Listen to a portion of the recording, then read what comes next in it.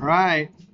Welcome back, everybody. Episode 5 of the VGM Show. I'm your host, VGMHero, and I'm here to save your day, your week, your weekend, your time at the gym, your time on the road. Anything to get you guys entertained while you're doing something probably monotonous or something that you got to do with your hands. All right. Got myself, I guess this is like a bourbon sour without the egg white. I don't know. You don't really need the egg white, so this is just a bourbon sour without it. Cheers.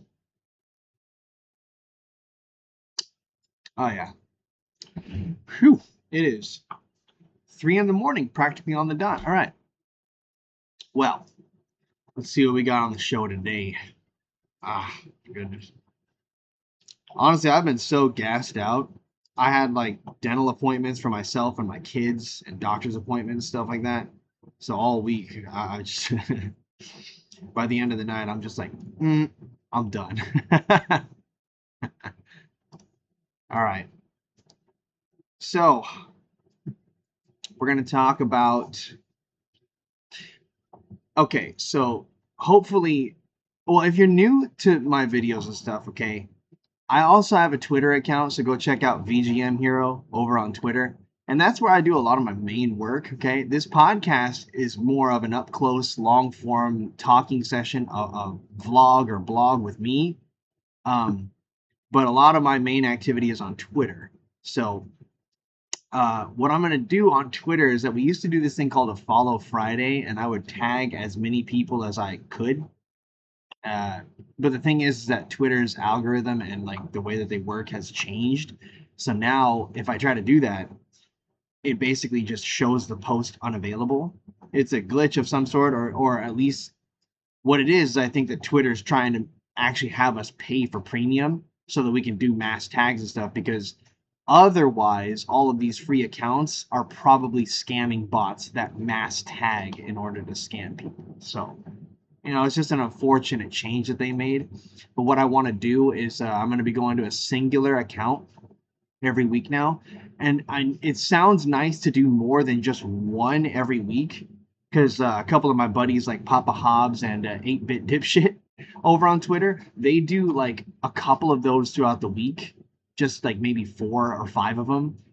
Single accounts, and they highlight people and they do a shout out and get some more followers for those people. And it does work, by the way. And that's probably because these guys are really, really nice, so their followers know that they're nice. And so if 8-Bit or if Papa Hobbs says that they're, good people, then I'll follow them. You know what I mean? It is a nice little method that we do, but I am going to go down to a single account because I just want to be able to actually highlight one person in depth, and that way you're not kind of like you don't have 80 people or 50 people and you have to go to each page and you have to filter things out and like read several of their posts and stuff. So I'm going to be doing just single shout outs so that we can get one person, as many followers that I know as possible, and then they're able to actually just hone in on some of the things that I'm saying about them that you may not right away be able to see on somebody's page and stuff. And I just think that it would be a lot. It's like the wholesome factor goes through the roof, but the quality goes through the roof, but the quantity drops down all the way. So it's a total trade-off. You know what I mean? And I'm hoping that it works out in a better way this way, just because if it's going to work where I'm getting punished for doing mass tags, and I can't do anything about that. You know what I mean? So might as well lean into it, try to highlight one person every week and really just shine a light and talk about what they're good at and everything and what they're all about. Okay? So my Follow Fridays on Twitter, if you follow me, are going to change to just single accounts. We're going to hone in, and we're going to do a deep dive on somebody, or we're at least going to talk enough about them that you can get the gist of somebody in one post. Okay? Just thought I'd announce that really quick. We're going to talk about Funko Pops and Pokemon. We're going to talk about a movie that I recently saw that's very popular recently. Yeah, we'll talk about that. We'll talk about a joke that my buddy host Sway. We were shooting the shit over at work, and it was pretty funny. It was talking about digital versus physical, and just opinions. It was funny. We're going to talk about large accounts on Twitter. And I would be on other platforms, I guess. I don't really do TikTok. I don't see a need to do TikTok, except for the idea that I guess that's probably got the best reach. I don't know. I've not really thought about the highest benefits for TikTok. All I can think about is just, do I really want to go on other platforms and have to do more work? Really, it's just about putting more work on the table for me. So Twitter is a place where I found myself comfortable, because even though it's the Wild West out there and it's pretty shitty sometimes, it's also like I found some really, really good people, and a lot of you guys that are even listening to this now all came from Twitter. So, and you're good friends of mine, you know what I mean? So Twitter is not entirely a bad place. It's just sort of like, it's like being in a really, really dense city like New York City or in Los Angeles. There are places that look really, really terrible, but there's lots of good people that you could find if you can find them. You know what I mean? So Twitter's not exactly all bad, but I'll think about what I can do to maybe go. I thought before about what to do on Instagram, because basically Instagram is mostly photos and videos. Like the photos do all the talking, right? You're not going to go on there and type up 4 pages worth of something. You know what I mean? I just see Instagram as basically a photo is worth 1,000 words kind of thing. So you're going to have to speak with your photography, speak with your videography, your cinematography. So as far as Twitter, just at least Twitter, these large accounts, we're going to talk about those. We're going to talk about a little bit of the drama that I've had that I haven't actually talked about at all with anyone. So for those of you that are my good friends, this will probably be really juicy for you, because I never told anybody this one. And it's because I also don't like drama. I don't like drama, right? But it's like, when it happens, I can either choose to tell everybody the story as far as I know the story, like on my side. I don't know, I don't know what they're thinking, but I can tell you that side of the story, or I just leave it be, because like the amount of backlash that could possibly happen to me, is it worth it? I don't know. I usually just say it and put it out there, and then I just deal with the backlash. But in particular, this one story that we'll be talking about, it's already a long time ago, so I figure it's time to actually tell somebody about it, And then I know a couple episodes back I talked about one of my mutuals that I'm going to have to confront. I still haven't done that because I'm not even sure how to bring this shit up. I'm not here to patronize or lecture or try to convince anybody of anything necessarily, right? Like, I'm not here trying to change everybody. But that being said, I at least have to, I at least feel like I want to voice my concern and my opinion about like all kinds of things, at least when I see an injustice. You know what I mean? Like, I talked about hypocrisy in the last couple of episodes. I think on the last 2 episodes, I talked about the mutual account friend of mine, who's not really a friend necessarily. It's just we're mutuals, and he seemed like a decent guy, but man, he's kind of an asshole. And I kind of want to just ask him, like, and the only reason I fear backlash at all of any type is because 2 of my other mutuals that are really good people, one of them in particular is a good friend of mine. The way that when this person came into the chat and tried to, de-escalate the situation, the guy was a complete dick to him, and I'm still pretty chapped about that. I don't feel comfortable with that at all. Like, dude, he was coming in as an outsider, trying to like just de-escalate the situation, maybe gain some common ground. And this guy just totally blew him off and insulted him and shit. And honestly, I'm pretty fucking pissed about that. So that's one of the reasons why I'm still hanging on to it, and I haven't figured out a way to do it yet. Because like I want to do it in the right way, where it's like I'm not trying to just fight with somebody online here. I'm trying to like actually understand this guy's personal thoughts and philosophy about how he treats other people. You know what I mean? And I just don't know if there's going to be any fruit to bear on that one, So I'm not trying to postpone that one or procrastinate on that one. It's just I've thought about that for about 2 weeks now, and the way to word it. And I just don't want any more backlash coming to my mutuals, because they'll be involved. I don't want to reignite the drama. You know what I mean? That's why I could have done it at the get-go, but I wanted to see if this guy would backtrack it at all, or if he would apologize, or if he would, like, you know, have a mea culpa in some sense or something. Nowhere to be found. Okay, you know, but putting me in kind of a tough spot, because I will say I'm rather uncomfortable.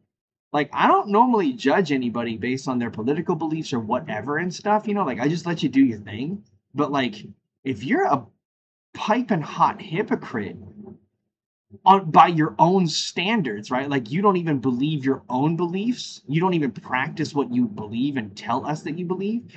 That shit just does not sit well with me, because then I would like to fast forward already to it. Then all of us are the insults that he was throwing. All of us are cunts. You know, all of us are idiots. Because the second that we disagree with this person, bam, it's going to be like fucking right back to it. Has anybody even heard anything I've said so far? The microphone's been kind of far. I'm going to be pissed off. My bad. I've been saying it and it's been like over there this whole time. Yeah. So as far as this mutual goes and everything, I've been just trying to find a way to word it.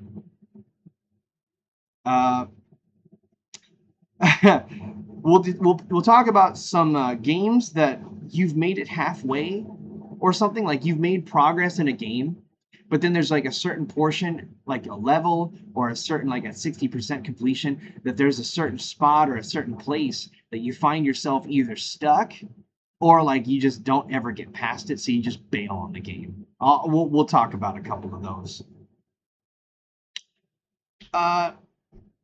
You know, this is an ongoing subject about, like, I've talked about, like, social media and, like, people's attitudes on it and stuff. I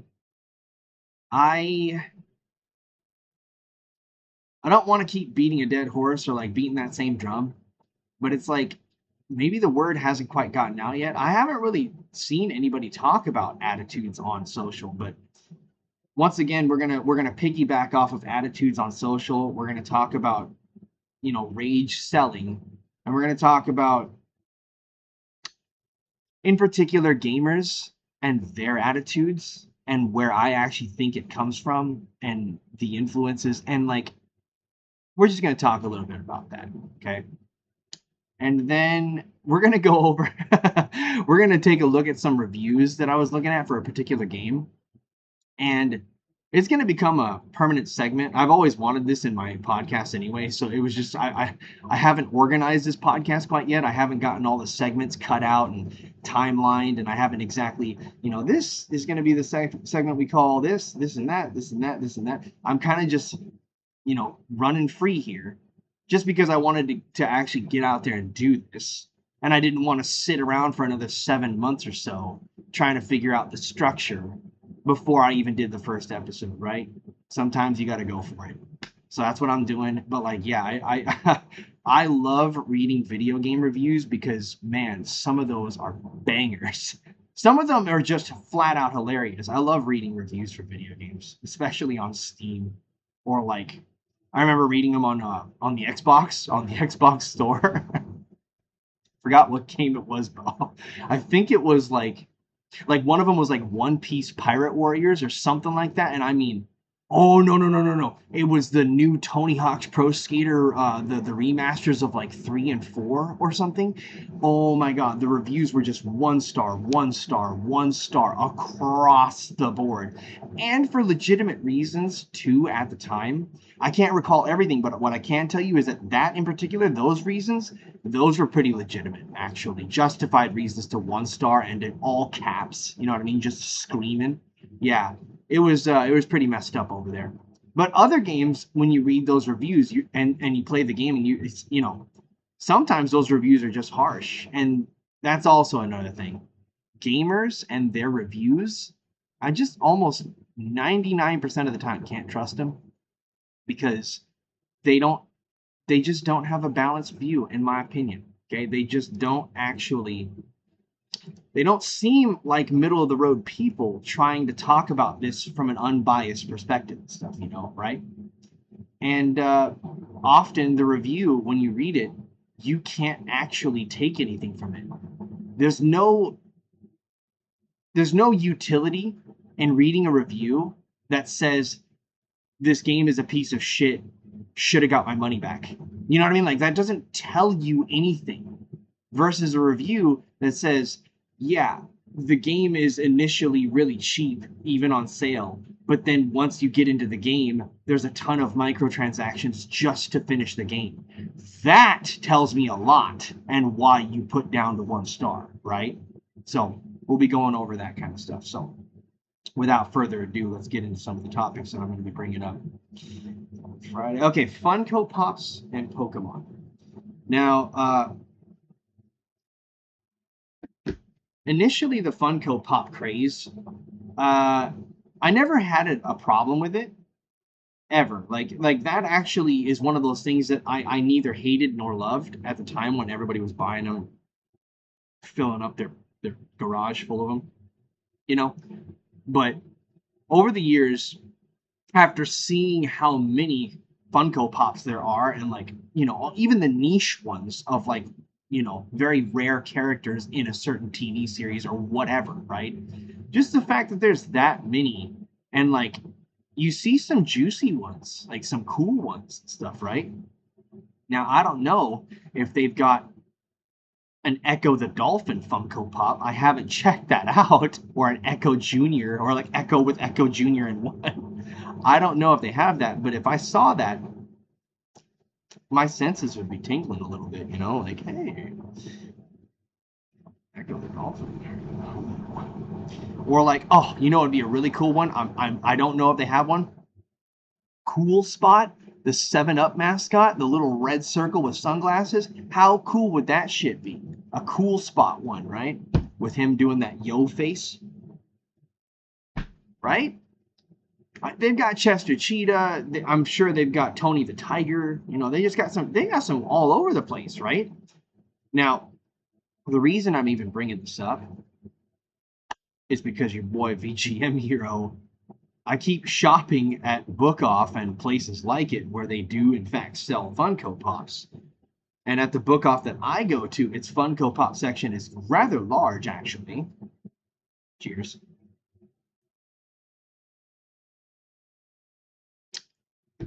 It is rather large over there at Book Off, over in Costa Mesa. Kids love it. My wife loves it. She's been spending... Dude, it's like I tell my wife I want to go to Book Off and shit, and now I'm starting to regret that shit because, like, I'm there checking out the retro games and all the good stuff, right? But I'm also like when I shop, like, I know what I want, I know what I'm looking for, and I'm not going to dilly-dally looking at I'm not going to be gawking everything, right? I'm not going to be looking at every single thing. But I just realized I don't even have my ponytail up because I took a shower. But when I bring her now, I'm already done with the figurine aisle. I'm done with the like they have like an aisle of like what you would say is toys, right? Like it's not exactly toys, but yeah, like I have my hockey player action figures, and like they actually do have toys, right? Like they've got Teenage Mutant Ninja Turtles, like the vintage kind that are like $50 a piece. I think I uploaded a photo, or maybe I didn't, over on Twitter, of like a Chun-Li action figure that came with a little it looks like bricks on the ground, and you could put the figurine on those bricks and she'll do her crane stance or whatever, you know what I mean? They have action figures over there. They've got like Gumby, bendy action figures, and then they have like, like little like I saw a 007 like an Aston Martin, like the old vintage Aston Martin 007 car in box, right, for like $80. So they've got like stuff like that in one aisle. Then they've got all of the anime figurines, the Boa Hancocks, the Namis. You know what I'm saying. You know what I'm saying, right? They've got those skimpy anime figurines and stuff. They've got 2 aisles dedicated to that. Is this thing like trying to focus? Yeah, wake up here. So they've got those figurines in 2 aisles, and in one of those aisles they've got like the small keychains and stuff, the small cell phone charms. just loaded, right? They've got aisles of books, traded in books, right? My wife's a book reader too, so she would shop for books most of the time. Now she's shopping for books. She's looking at pops. She skips all the cool stuff that I'm looking at, right? Which I'm not judging her for that. But where does she spend? Like, we were in there last time for like an hour and a half. I was done at like at 35 minutes, maybe 45 minutes. I'll admit sometimes I browse a little bit because maybe there's something that I missed in between.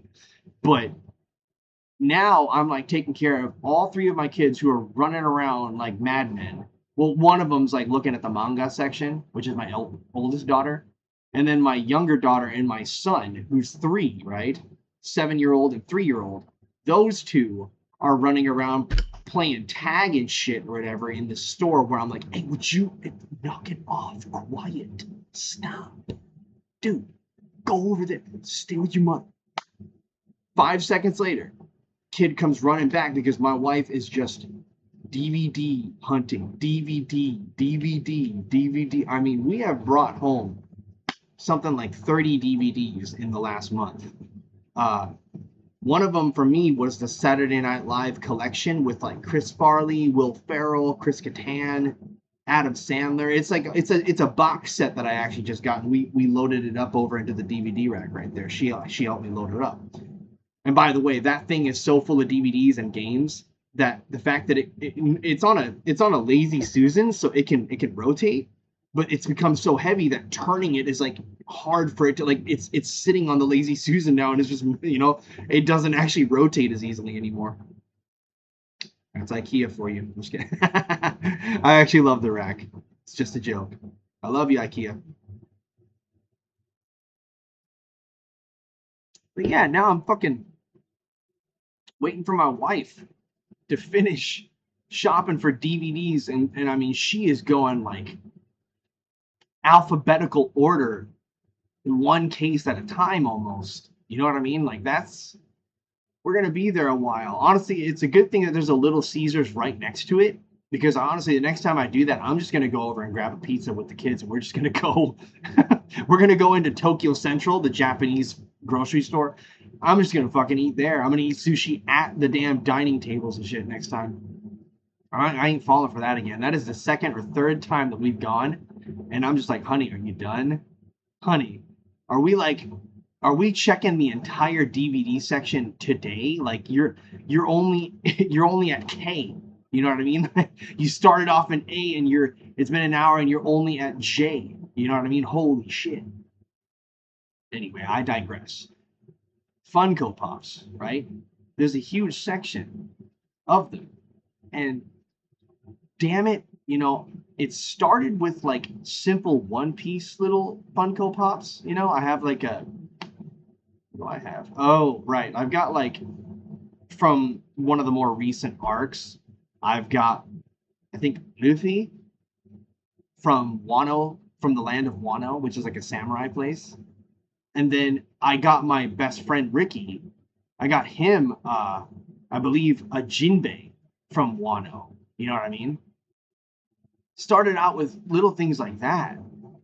And then, my wife grabbed like Rachel and Monica and Chandler from the Friends collection of Pops. So she's really only missing Ross right about now, I think.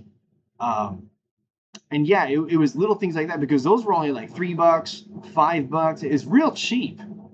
And the one that I got for myself, like one of them, I got Luffy, and then another One Piece one of my favorites. Oh yeah, so I got Crocodile, which is he's just a cool bad guy to me. And one of my favorite bad guys, I got Charlotte Katakuri, Mr. Mochi Mochi.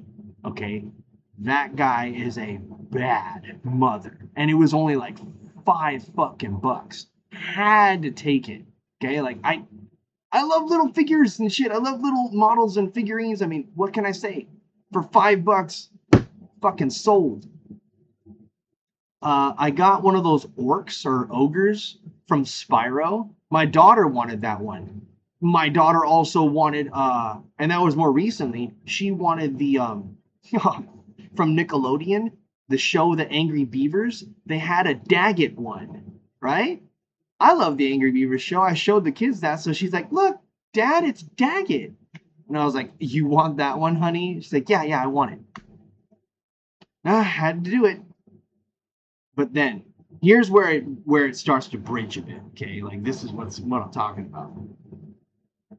So I got some One Piece there. I got Spyro. I got Daggett now. I actually, on the second to last trip that I did, I got from Looney Tunes, Sylvester the cat. I got him like a Halloween version in a pumpkin. And I think you guys can see it over on Twitter. The last time I went to Book Off, I showed my final photo is always what I take home. All the other photos are the things that I either couldn't afford or just took a look at and I was curious about it, and I share it with everybody. But that last photo is what I took home. I took home, once again, let's talk about this right here. I took home Sylvester Daggett that day. Oh, I got like my son wanted a smaller one, but he forgot all about it, so it's for me now.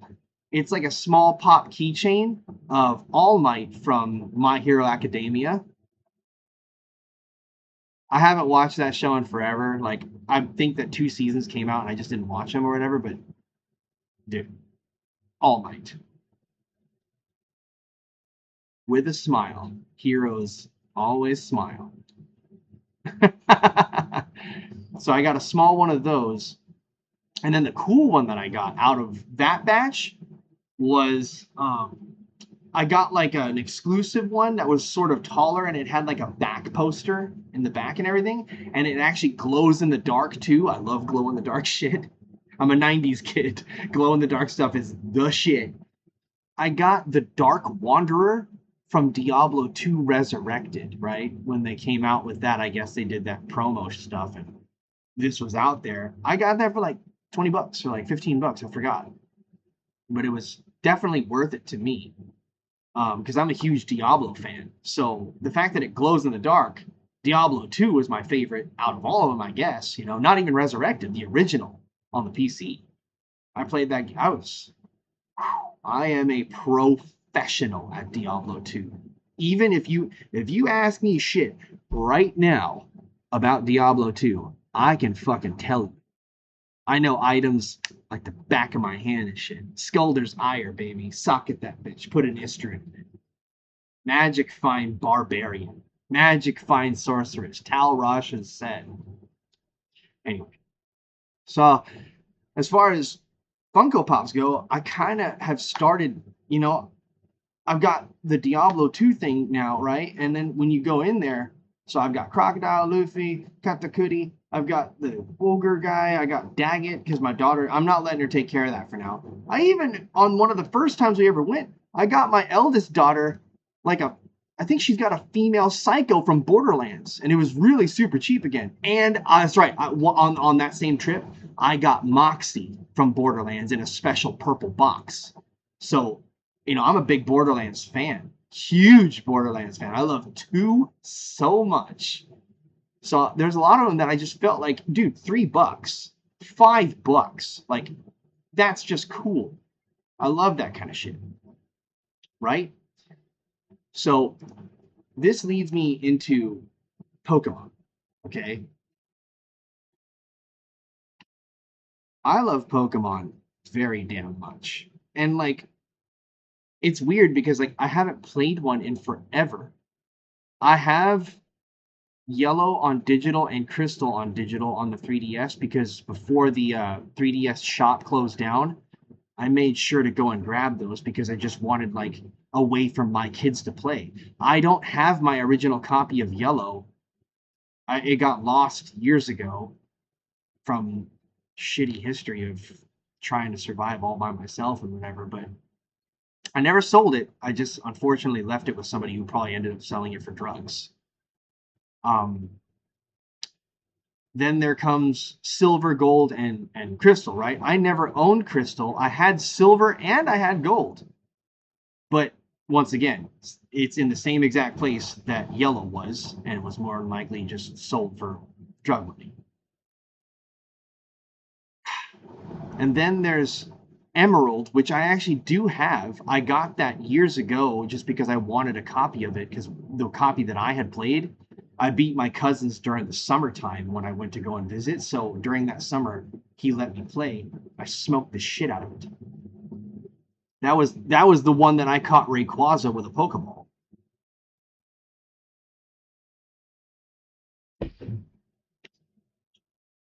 I am a Pokemon master in that way. And then I have my copy of Platinum, which was probably the best Pokemon game I've ever goddamn played. Holy crap. And I have Black 1, but I never finished it. I must be on Gym 6 or something, or Gym 5. But it was definitely a change with the three-dimensional, you know what I mean? Like, it started to change. I didn't hate it. It's just it started to lose its form for me.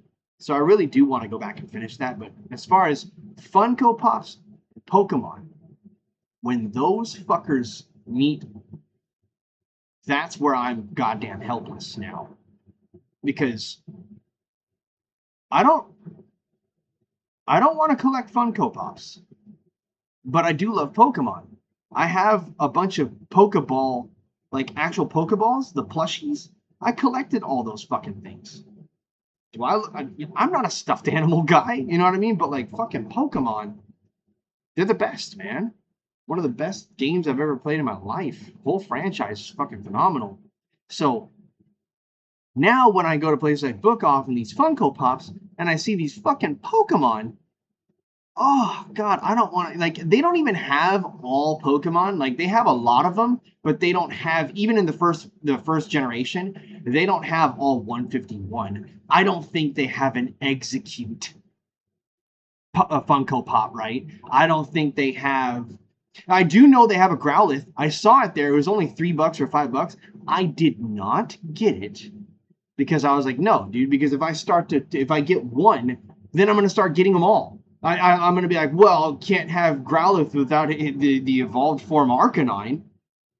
Can't get a Vulpix and not grab Ninetales. Can't have Bulbasaur without Charmander and Squirtle, right? Like, oh my god. So I'm just killing myself. You know what I mean? Like, so if you guys check out my Follow Friday video from last week, I'm going to do one coming up today. You know what I mean? Later in the day. I got more Funko Pops on the last run. When I got the Diablo one or after that, I left behind a couple that I wanted. Okay, there are a couple of Funko Pops that are actually unique in their own way and they're nice and cool. But I kept saying, like, all right, I'm not going to do it on this one because you know what? I don't have money to be just spending frivolously on myself a bunch of figurines and stuff, right? Not when I should buy a physical copy of Clockwork Knight 2 for the Sega Saturn, which, by the way, guys, it's like fucking $160, the cheapest. Fuck. Oh my god. I would much rather save the 15 here, the 15 there, the 30 here, the 20 there, the 10 here, you know what I mean? And add that up to actually buy something that I've been probably putting off forever because of the price tag, right? 15 here, 20 there. Next thing you know, that's $85 and I can get whatever that thing was, right? So I've made a compromise and I keep telling myself, like, all right, I'm leaving Book Off, and if I come back next week and it's still here or it's dropped in price, I'll go ahead and I'll buy it. You know what I mean? So I went back. Last time I was there, I passed up a bigger, like fucking, like that box of mixing bowl sets right there, like a pop that's big. Like, I don't know if you guys are Funko Pop collectors, but there are some big ass ones that are in like a 2 foot by 2 foot case or whatever. You know what I mean? Like, the box is huge. So I got 2 of those suckers. So the first time with the Diablo 2 thing, I was like contemplating getting this other one for like, I think it was $30, right? Then I came back a week later. The damn thing dropped down to 15. So I was like, all right, put it in the basket right now. It's coming. It's coming with me. And you might have seen it in my last Follow Friday video. Up at the top of my bookshelf, you will see a giant pop case with the word Sentinel huge word Sentinel on the side, and smaller writing next to it that says Sentinel. And the Wolverine.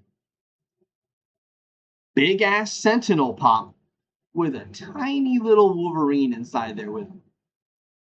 Being a huge Wolverine fan, and I mean, I'm a huge X-Men fan.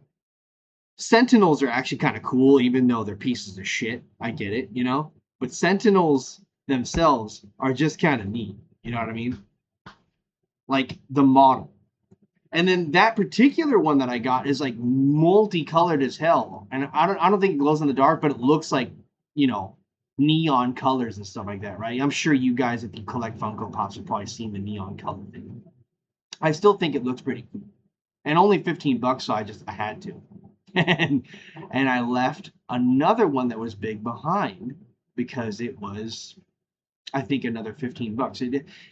It didn't drop in price, but I said, all right, sorry, I'll leave you behind. It breaks my heart, but, you know, if somebody buys you, good for them, you know. Maybe it's some child, you know, that deserves it,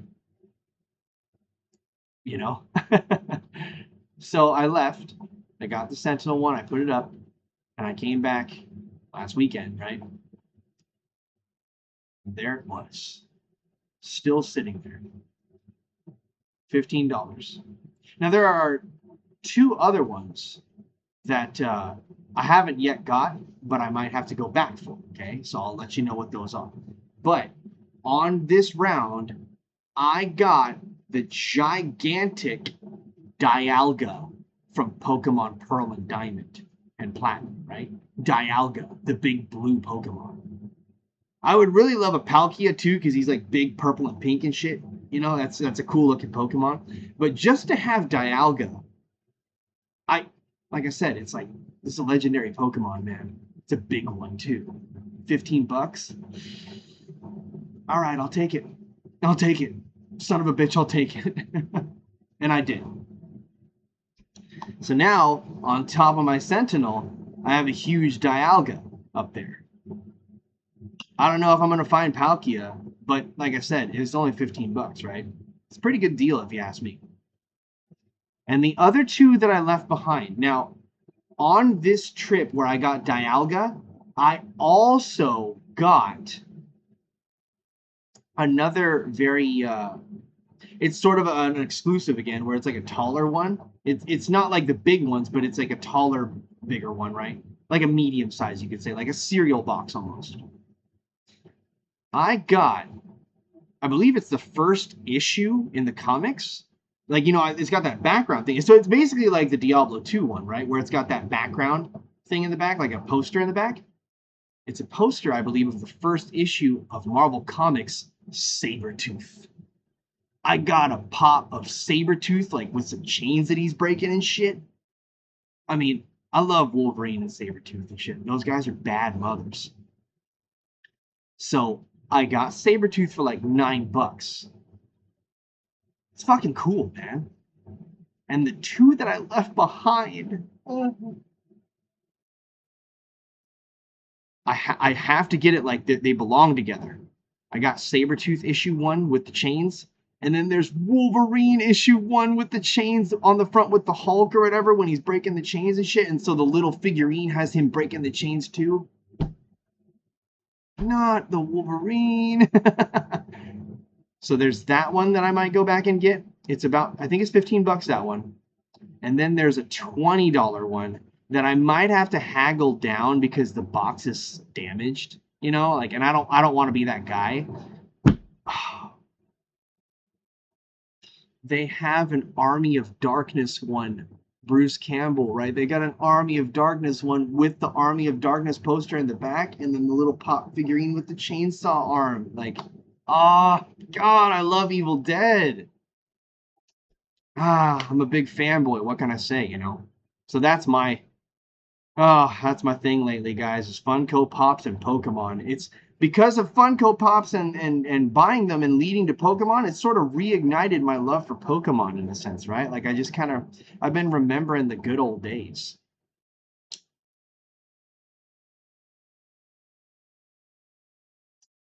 So I guess, and that's always me. I'm always the last guy. Like I'm 10 years later, you know. The Funko Pop craze already happened, and you know, I'm on the train now, guys. Isn't it great? And you're like, dude, I already got my whole collection. Hey guys, I just played Mass Effect for the first time. Isn't it a great game? It's like, dude, that's like a 15 to 20-year-old game, Trev. Yeah, I'm always the last guy, so I just thought I'd share that. Funko Pops, they're great. I never had a problem with them, but I never saw a reason to collect the Walking Dead pops and stuff. You know what I mean? Like I just TV shows and stuff. I don't do that. You guys probably already know that. But Pokemon, Army of Darkness, Evil Dead, One Piece figures, and One Piece is kind of pushing it because I know they have figures of that, you know. But I did not know that they would have Charlotte Katakuri. I did not know they would have Katakuri at all. So when I saw that, I had to take it. All right, moving on. So this movie has made some waves recently. No, I'm not talking about The Odyssey. I'm talking about Obsession, a scary movie, right? A lot of people have been saying that Obsession is a great film. It's scary. It's whatever, you know, like, and I'll be honest with you.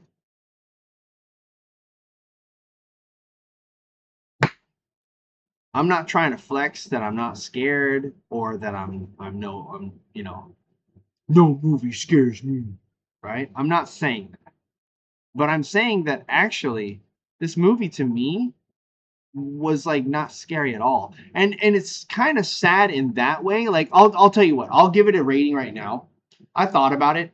I would rate this film probably at least a 7.5 or an 8 out of 10 because it is a good film. I think that it's filmed well. I think that the writing isn't exactly terrible or anything. Like it's not cheesy writing or anything like that. Like I think it's a really, you can depend on this film in a sense, like, right? Like it wasn't a bad film. I don't know how to describe this. Would I watch it again? Maybe, but not really. And yeah, like that's where you start to get like why I can't exactly think that it's phenomenal. Obsession is a good movie. It is not really scary. The moments where it could have been scary, if you ask me, they kind of fumbled it. That's my opinion. They kind of there were moments where it was like legit freaky for a second there, and it, you know, if anybody knows the plot, I mean, clearly we're working with some sort of supernatural, inexplicable force here, right? So the few times where it is freaky and inexplicable in a sense, they just did not capitalize enough. They did just enough for it to be there, but then they didn't close shop well, if you ask me. Like there were 2 or 3 moments where it was like supposed to be legitimately freaky in a sense. Like the way that this person is walking is not normal, and the way that this person is like processing is not normal, and so, you know what I mean? They could have had some real good moments with that, but I think they kind of fumbled it. If you ask me, I wasn't scared, and I will say that the emotion I felt throughout the movie was actually like pity. This movie just made me pity the main character practically the whole movie. And like I called it fresh out the gate. My wife was like, "Who do you think the bad guy is in this one?" Like, I'll let you watch this and you tell me. And I'm like, boom. Done, done, done, done. I even called it down to what happened. 5 to 10 minutes into the movie, I was like, all right, so this is what's going on. This is it. This is what's going on. And this person is got to be the biggest piece of shit in this whole movie. Sure enough, VGMHero was right on the money. Which that's why I would say I should dock it another point for being predictable. I will say that. I'm giving it a 7.5 and an 8 without taxing it for that.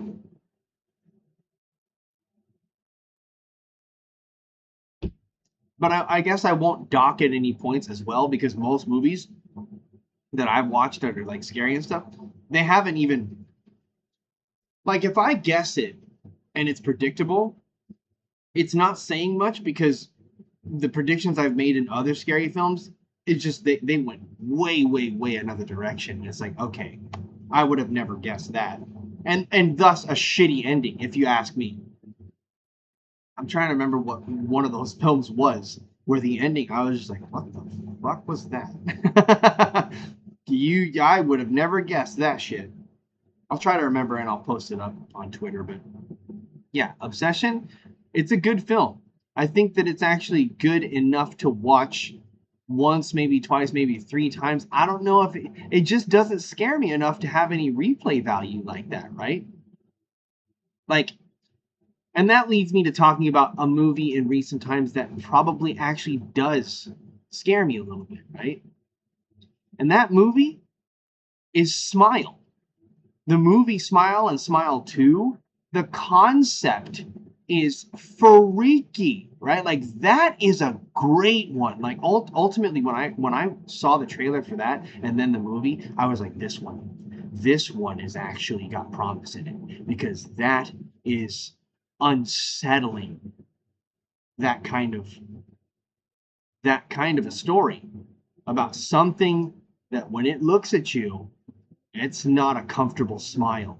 It's, you know what I mean? It's so unsettling. And I think that there was I don't know what they're going to do, if they're going to make a third one, because that second one kind of bombed for me in a way with the way it ended. I don't know how you're going to do the third one with that. But the first one was scarier to me. I like the first one. I don't even care about the second one as much, but the first one, I like that, because it actually does make my hair stick up. And like, the creepiness of like those silent moments, right? Those were capitalized upon, right? That movie capitalized on its moments. So I think that Obsession could have been scarier, but ultimately I just felt sad and pity the whole movie. And like, a lot of horror movies start out with some dumbass making a dumb decision. But in this case, you just can't help but feel bad the whole time. If you ask me, by the end of the movie, I just felt awful. I'll be honest with you. I walked away from that. If you guys have seen the movie, maybe you know what I'm talking about. The ending to that movie, it just made me feel awful. You know what I mean? Like, I think a lot of men have been in that position before. And I don't want to spoil anything, but I'm just saying it's definitely worth a watch. And then when you guys watch it, you guys get back to me. If you've already seen it, definitely talk to me on Twitter about it, because I don't like spoilers or anything. I don't like doing spoilers. I hate spoilers, receiving spoilers. But sometimes I would like to talk about how stupid the fucking movie went, or like how they completely went off the rail or something, or like there's no explanation for this thing or that thing. But yeah, I just feel like if the movie, if it was intended to be scary, you didn't scare me. The only fear I had was thinking about in real life that there's men out there that would give anything. It just made me feel shitty about people and feel crappy about like the dynamics between friendships and then relationships. So that's. I'll stop it there. Okay, we'll cap it off on that one. Obsession is a good film. I know a lot of people enjoyed that. I think it was filmed well, and I think that everybody did great acting for what they did. It's a bit gory, a bit almost comedic in that sense about how the level of gore went. But I don't think it was at all scary. It just, the few moments it could have been scary, they didn't juice it. They didn't put their balls to the wall on that shit. All right. How long have I been doing this already? It's already getting to that time. Damn, I've been going on for a bit. So we'll see if we cover everything in this one. Maybe I'll cut it off and we'll do something else later. I'll move it to the next episode if need be. All right. So my buddy Josue and I were talking about physical versus digital and stuff. And this is going to be a quick one. I mean, I don't want to talk about all the stuff that we were saying back and forth, but what he ended up saying was he didn't say it verbatim, like he didn't say it word for word, but he was telling me all this kind of stuff like in detail. And he's like, "Why don't we just this and that?" And he's like, "Well, what about this?" And then basically, I looked back at him and I was like, "So what you're saying is that if you're an all digital user, if you're a consumer that's all digital, and you're like advocating for all digital, you may as well call yourself a video game communist."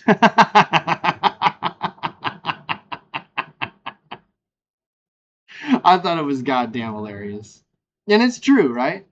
We're all just going to share our games. So we're just sharing. You know, Steam allows up to 2 users to share. And it's like, yeah, that sounds like communism if I've ever heard it, you know? And that also led to, you know, like, he talked to, because my buddy Josue is from Guatemala.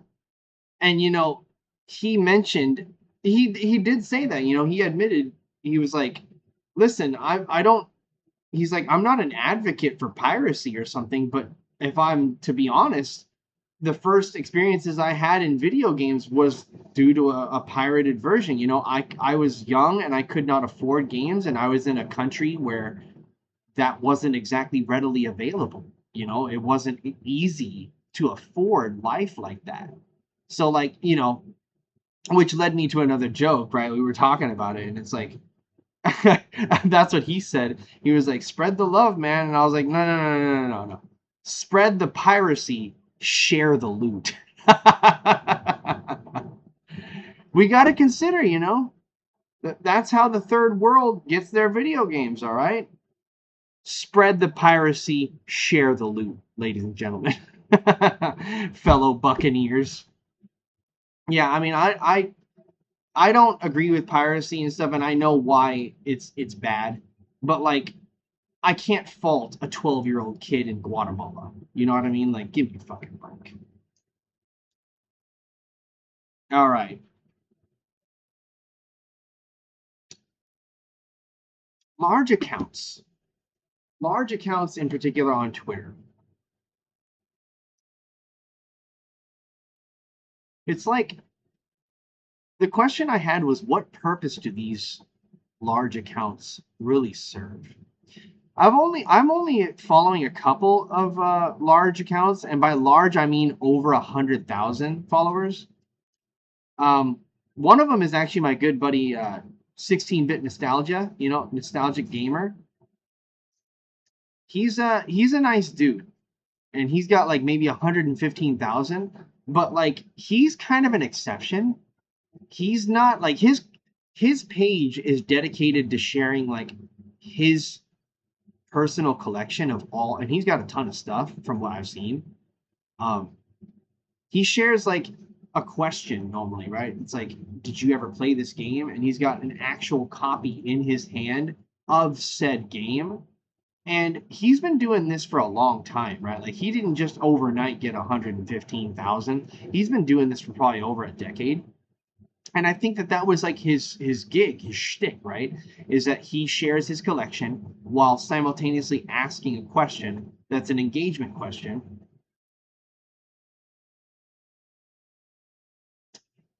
And there's nothing wrong with that in my eyes, you know. Some some jerk went in there and was calling him a grifter just the other day, and he already got to that person about that. Basically, 16-bit nostalgia shared a video off of YouTube of, you know, some old school 90s, you know, like going shopping at Blockbuster or something for a rental or whatever, you know, something like that. And this person came in and they were like, "Hey, you didn't give credit. Quit grifting and stealing other people's work." And he was, and you know, his response was like, "I left the watermark in there. You know, I shared the video. I don't see what you want me to do." Like,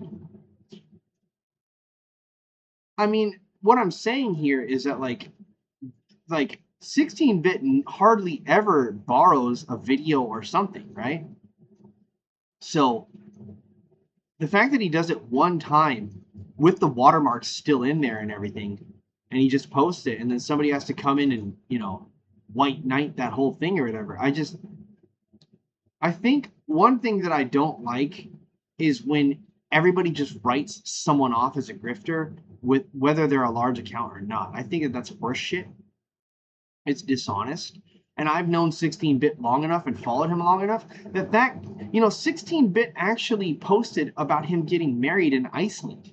And I often go back to that and say that, like, he didn't have to fucking share that kind of stuff. What content was that providing for all of those video game, you know, munchers? And that's kind of what I'm saying about this too, is that, like, you can't treat accounts like they are bots. You know, this isn't some automated account that just spews video game content for your entertainment only. You know what I mean? Like, if it's a real person like 16-bit, I'd like to give that person some grace that they actually have a life and they've actually got a wife and kids and stuff like that. You know, whatever the case is, I just think that writing everybody off as a grifter when you haven't looked at, like, any of their other posts or any of their other previous work, and you just want to do it over this one post, I think that's bullshit. So large accounts like 16-bit are not exactly what I'm talking about.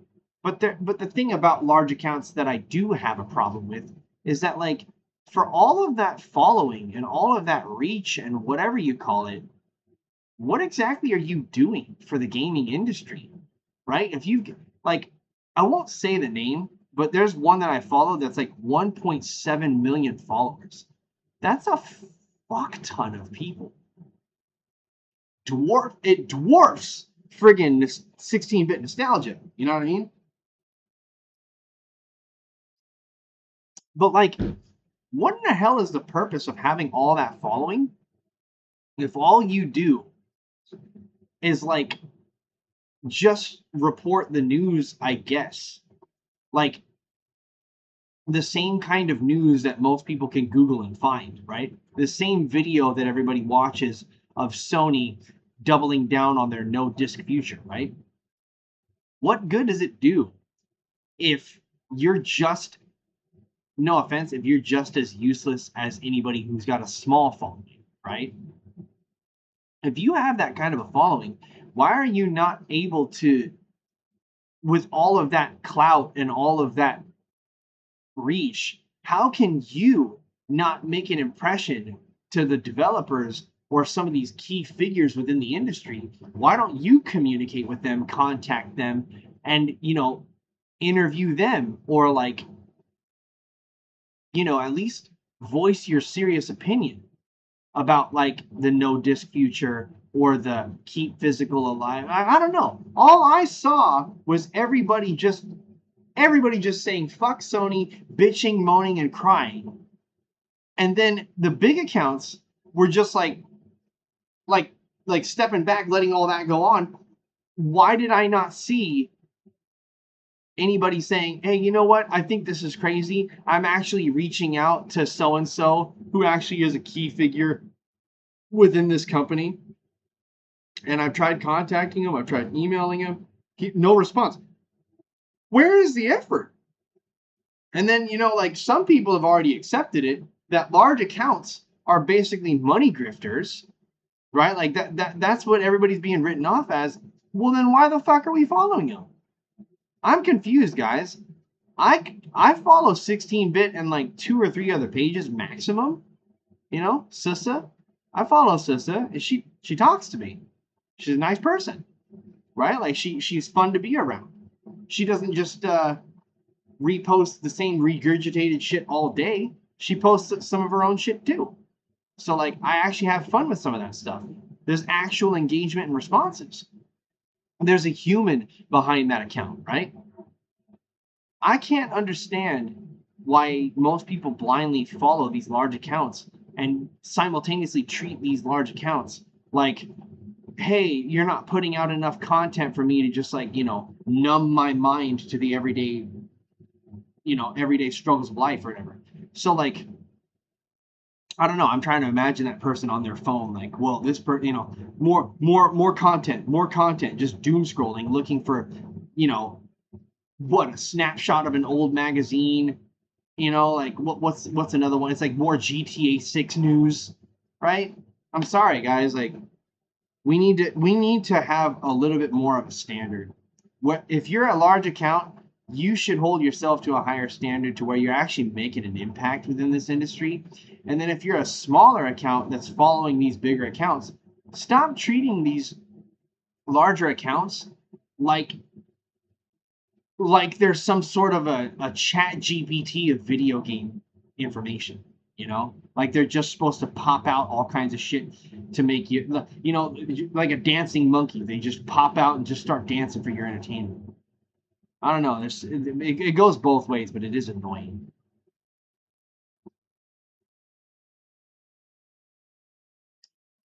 All right.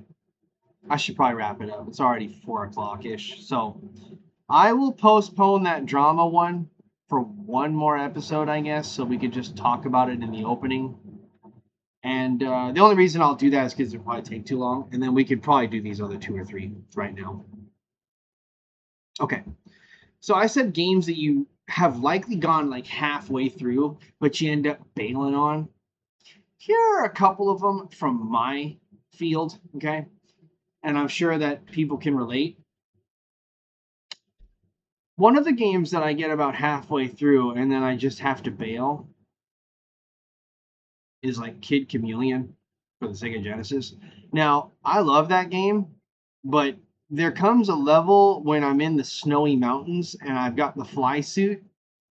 I don't know what it is about that level, but I need to figure out how to beat it because like that's the one that I almost always get caught on. And if I could just get over that damn level, because I've beaten the game once, but I don't think I did it legit. I think I did it with Game Genie. You know what I mean? I had some kind of cheats going on there because it was just too difficult to try to make it through on my own at the time, and I was young. But Kid Chameleon is one of those games that I really would like to finish, like no cheats or anything. But I do got to study a little bit about that Blizzard Mountain 2 or whatever it is that I'm doing. It's ridiculous, that level.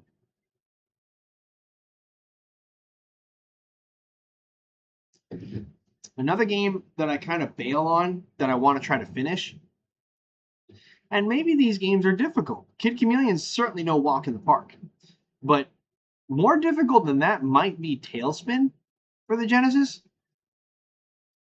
I think I get about, like 4 levels in, and I get my butt whooped. I just can't make it. I think I get to the level where you're flying on the back with Kip of the plane. You're on the back of the plane with Kip and his little airboard. I think I get about there, and then I just can't do it anymore. So, yeah, like what's a game? Probably likely a retro game, right? Like, because we're talking about like levels here and stuff, right? Let's see if I can be comfortable. We're talking about like levels and stuff here, right? Aladdin, yeah, like I don't even mention Aladdin because fuck that. But games like Lion King and Aladdin, those can be pretty damn difficult. Oh my god, another game that's just difficult that I totally just went into my head right now. Terminator 2, the arcade game.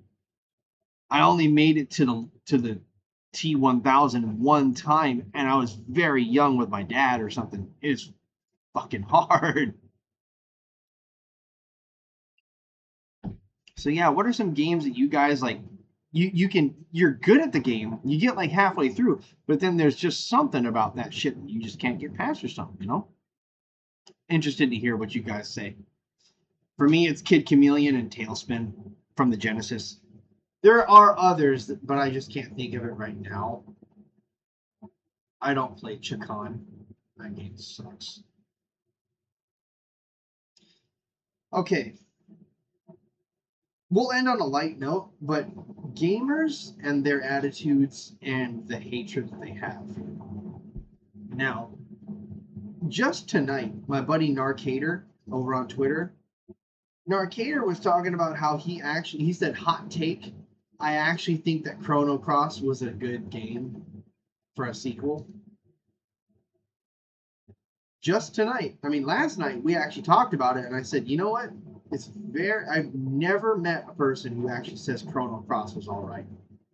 And I asked him, like, what is it about this game that you think that everybody hates about it so much if you like it? And he basically said that, you know, it's the story. People got really mad that, you know, that these characters got killed off. And it wasn't on screen. Like it was just, you had to accept the story that some of their favorite characters got murdered or something, right? Fucking tonight, lo and behold, some guy popped up talking smack about it, right? Saying to Narcader that he has shitty taste in video games if you actually think that that's the case. And he was like, dude, I showed video of me beating the game. It's right there. You know, it's like, I actually do like it. This guy was dunking on my buddy Narcader, and I was like, I came into that chat and I was like, dude, as if by a miracle, last night we just talked about how people fucking hate this game. And I never knew why. And lo and behold, this guy comes in and just absolutely 100% does the example. So both Narcader and I high-fived on that one. We're like, whoa. I called it and he called it. I called there are people that just vehemently hate that game. And he called the idea that it's because the characters got killed off. So the guy's response was like, yeah, the characters got killed off. It doesn't make any sense. It would be like if Yamcha killed Goku, stole his wife, and then beat his son. There's no explanation whatsoever. The guy was an asshole, by the way. He kept telling me to shut up and stop asking questions. Yeah, you know what, dude? Go fuck yourself. I'll ask however many fucking questions I want. You can sit this one out.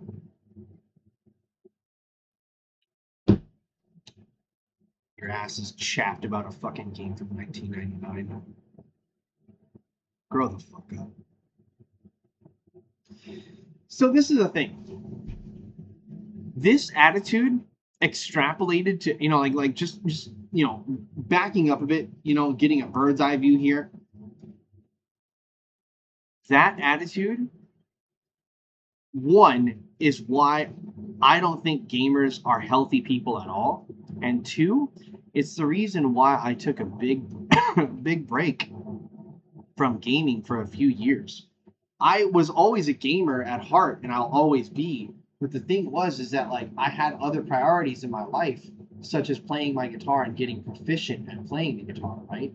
I've been playing for over 20 years, so, you know, trying to be like Joe Satriani or something it almost never really happens. All I'm saying is that, like, the guitar was a discipline. I was doing martial arts, you know, I wanted to dedicate myself to those things as well.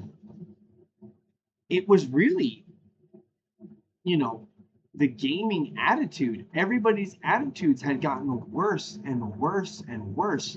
And if you disagreed with somebody about something, like, you know, if you thought that The Legend of Zelda Majora's Mask, if you thought that that game was, like, shitty, the Legend of Zelda crowd came out and viciously attacked you for it. You know what I mean?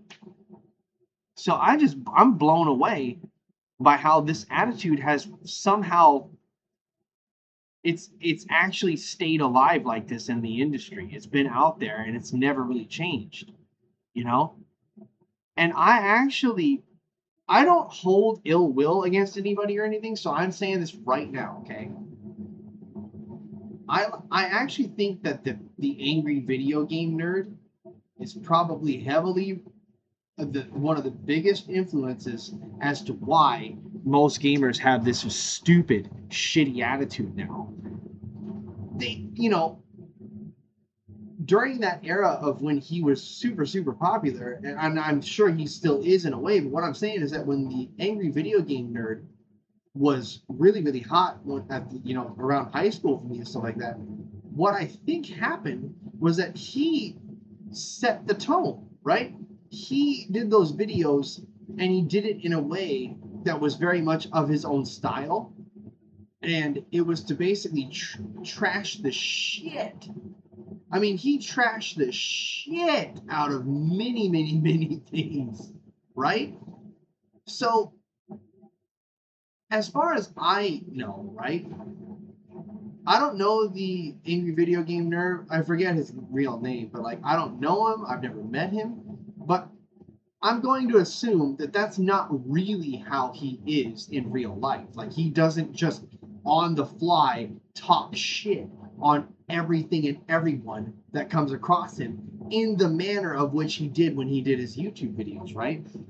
I don't want to say he scripted it, but there's no way that off the cuff this guy was talking that level of shit, right? So I think that he made a generation of gamers that think that that is how you should talk. That is how you like they thought that that was cool. They thought that that was like accurate. They thought it was the right way to describe things. And look at everybody now. Everybody just talks shit all day. And it's not just that they talk shit, it's that they talk shit very much like angry video game nerd. They say it in a way where it's like, well, why don't you just go jerk yourself off? You freaking, you know, like it's the way that they do it that reminds me so much of his lingo and the way he would phrase and the way that he would structure his trash talk. Now, I could be wrong. Correct me if I'm wrong, guys. Go ahead. I'm not saying you can't like Angry Video Game Nerd. Like, I thought he was funny.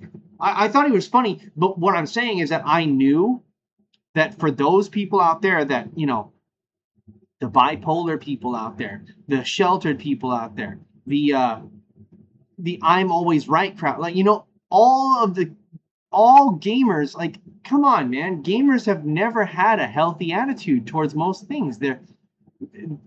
They don't get out in the sun enough. They don't play sports enough. They don't have to do teamwork in that kind of regard, right? That where the outcome, like you have to work with people that you sometimes don't like. You know, they've never had to be on a team where one of their fellow athletes is someone they don't like, but they still have to work towards the same goal together. You know what I mean? I don't want to get all preachy about it, but yeah, gamers, I think that they took Angry Video Game Nerd because almost all gamers universally love that guy. And I'd like to think that 70% of them learned how to trash talk from that. And it's like his way that he did it was highly structured. You know, the way that he did, there's no way. I'll be very surprised if he's that sharp at talking that level of shit on the fly. No script whatsoever. I will be very surprised. It just doesn't really exist like that to me, if you ask me.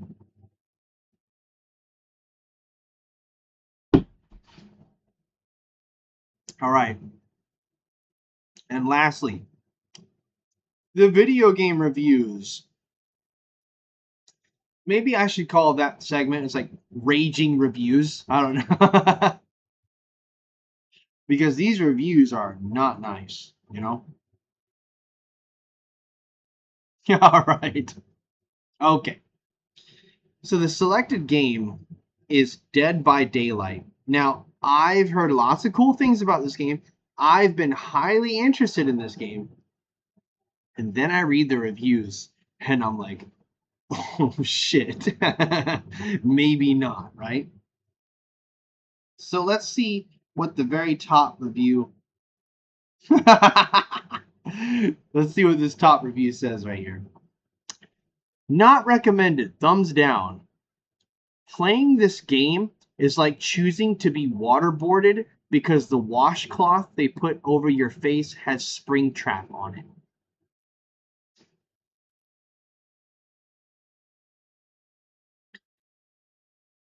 Dead by Daylight is truly one of the most welcoming gaming experiences ever created.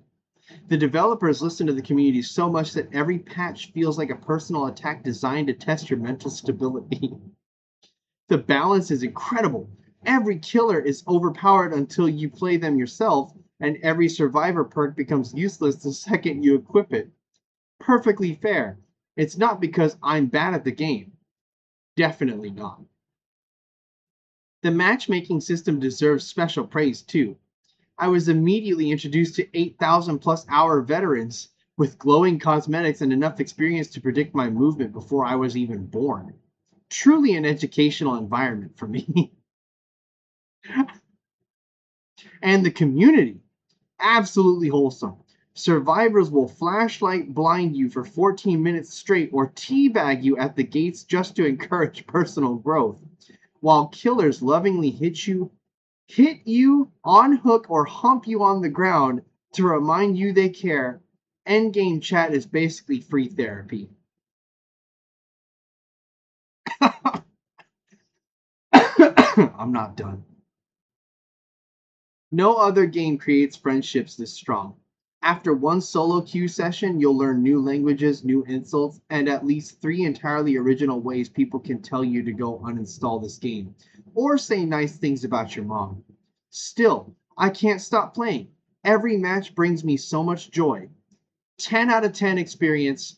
Highly recommend to anyone who enjoys emotional damage. But wait, if you love the game so much, why did you have a negative review? A man can dream. It's okay to be delusional sometimes.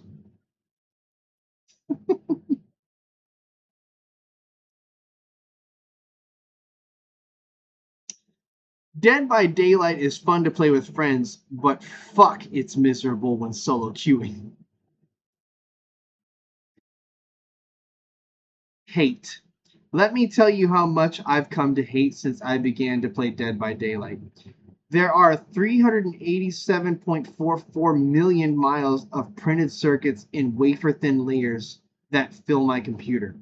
If the word hate was engraved on each nano angstrom of those hundreds of millions of miles, it would not equal 1/1 billionth of hate I feel for the game at this micro instant. Dead by Daylight. Hate, hate. It's like being addicted to fentanyl, but it doesn't kill you, so you keep consuming it until eventually you go to rehab and end up resorting to League of Legends. It's terminal.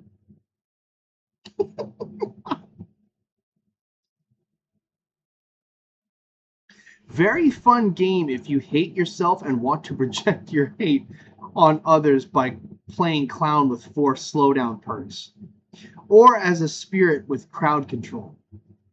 You can also destroy the killer by using full blind build to make sure a killer dies, trying to comprehend from where in the actual flying fuck did he get his retinas destroyed. 10 out of 10 game would recommend this game to other depressed players. Do yourself a favor and don't play it. It will feel like a toxic relationship you can't escape.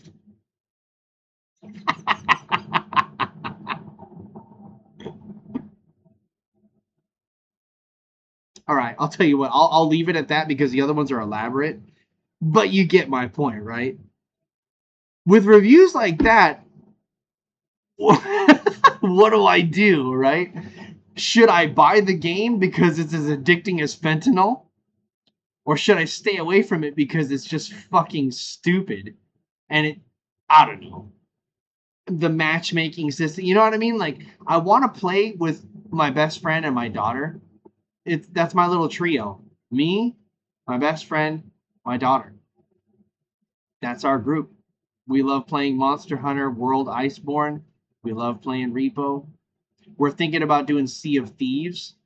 We're going to do 7 Days to Die, Year of the Dad. Thank you so much for that one. 7 Days to Die does look really, really cool. And thanks to Old Hunter Joseph and the Dark Lord, shout out to those guys. More than likely, we're going to do Elden Ring Night Rain. Fuck yeah. So, Dead by Daylight. Anybody want to chime in on that one? I'd appreciate any real feedback. I don't know. You read those reviews and you have no idea what the hell to do, right? So, anyway, I hope you guys enjoyed that. Thanks for watching. Thanks for listening to me. It's been an hour and 20 minutes. Yeah, I'm pushing it now. It is 4:21 right now. Thank you guys so much for supporting me. I really, really appreciate you. I'll see you guys out on Twitter. Go ahead and comment, like, subscribe. Do your thing. You know what I mean? You guys know what to do, okay? Share it with everybody if you can. But yeah, I'll see you guys out on Twitter. And I'll do another one of these episodes next week, Thursday night, and I'll try to upload it, okay? Thank you so much for everything. I really, really appreciate you guys. It's been fun. I do love doing these things. I'm just tired, okay? Appreciate it. See you guys. Be good. I'm watching y'all.